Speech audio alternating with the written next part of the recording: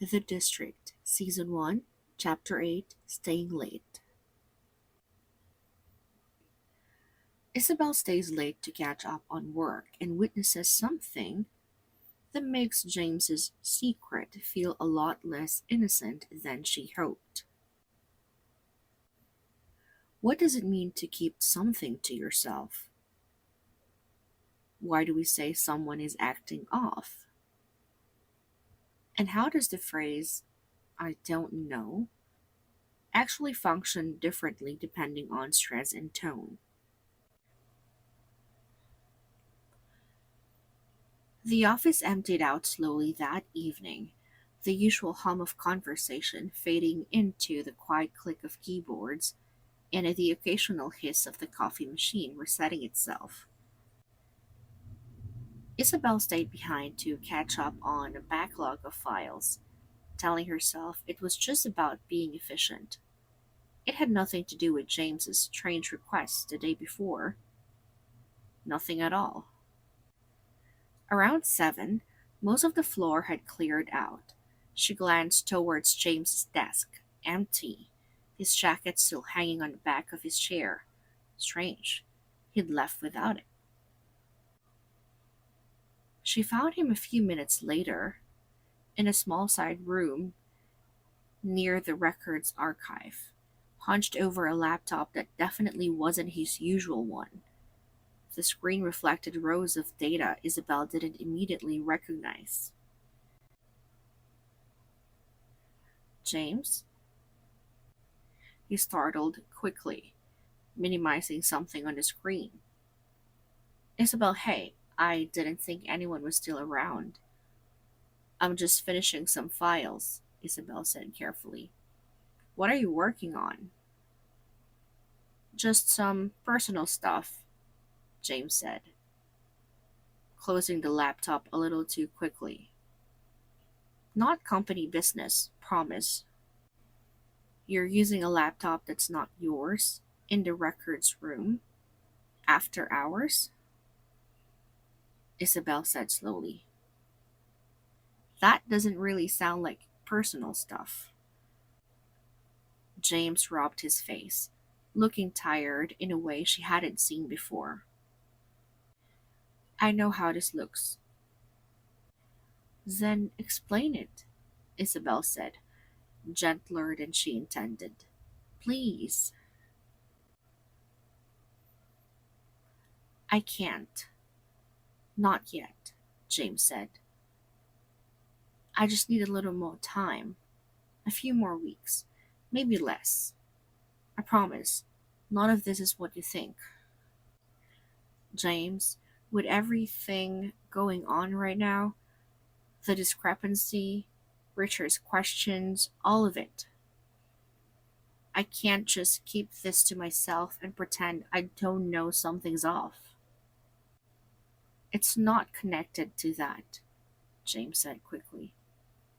Maybe too quickly. I swear, it's completely separate. Isabel studied him for a long moment. He looked anxious. Not deceptive, exactly, but definitely hiding something. Okay, she said finally. I won't say anything. For now. Thank you, James said, visibly relieved. I'll explain everything soon, I promise. He gathered his things quickly after that. The conversation clearly over, leaving Isabel alone in the small archive room with more questions than she'd walked in with. The next morning, things felt different, smaller, quieter between them. James still smiled, still made his usual jokes about coffee orders, but something had shifted. A small distance had crept into their easy friendship.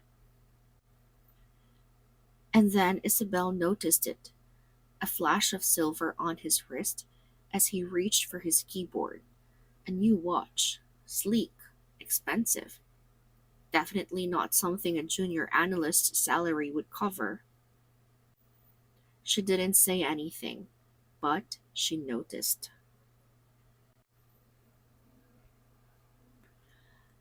Hi everyone, welcome back to The District, Chapter 8 Staying Late. Tension is building here. So let's dig into the language hiding inside this quietly uncomfortable chapter. Let's start with Isabel's internal conflict.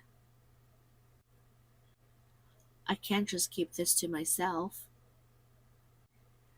To keep something to yourself means to not share information with others, to hold it privately rather than telling people.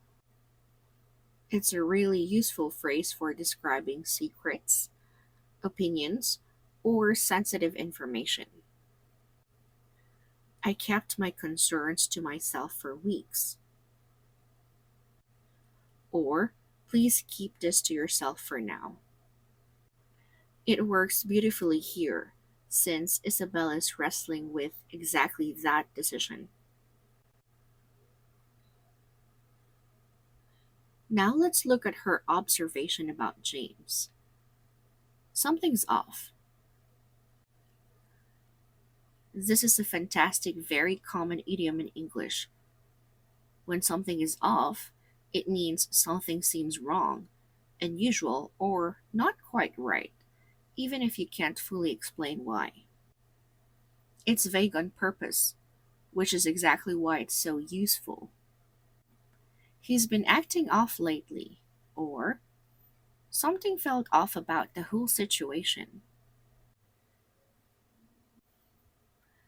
It's a perfect match for describing the kind of intuitive suspicion we've seen building in Isabel since chapter 2.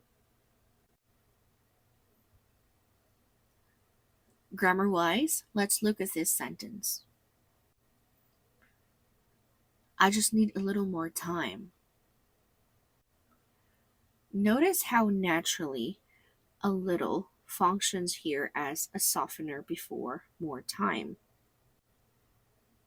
making your request sound smaller, more reasonable, less demanding.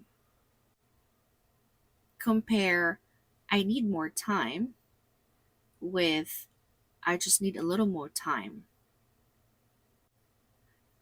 The second version sounds gentler, almost apologetic. This softening pattern, a little, plus a noun, is incredibly common in polite requests across English. Now, pronunciation time. Let's look closely at James' line. I know how this looks. Earlier in the season, we covered how I don't know often reduces to I don't know in fast speech.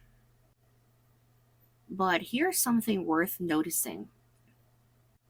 The meaning and emotional weight of I don't know can shift dramatically depending on stress and tone, even with identical words. Said quickly and lightly, it can sound dismissive, almost careless. Said slowly, with stress on no, it can sound genuinely uncertain or troubled. Exactly the tone James uses here. This is a great reminder that in spoken English, how something is said often matters just as much as what is said. Let's go back to something Isabel says directly to James. That doesn't really sound like personal stuff. The phrase sound like here isn't about literal sound. It's used to describe how something seems or appears based on the information available, similar to, seem like. That doesn't sound like a good plan. Or, it sounds like you had a rough day. It's an extremely common way to express judgment or interpretation about a situation in natural English. And finally, let's notice a small grammar detail near the end. A small distance had crept into their easy friendship. The phrasal verb to creep into something means for something often negative or subtle to gradually and almost unnoticeably begin to appear or develop. Doubt slowly crept into her mind, or tension crept into the conversation. It's a beautifully descriptive phrasal verb, perfect for describing slow emotional or relational change, exactly like what's happening between Isabel and James here. That's our lesson for chapter 8. We covered the phrase keep something to yourself, the idiom something's off, the softening structure a little plus noun, the importance of stress and tone with I don't know, the expression sound like, and the phrasal verb creep into.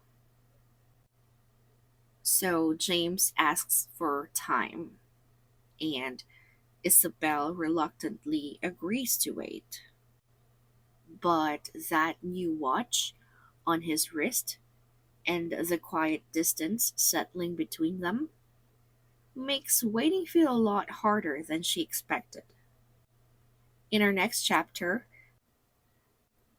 Isabel confides in Lean, and the office mood shifts as murmurs of an internal audit begin to spread. I'll see you there.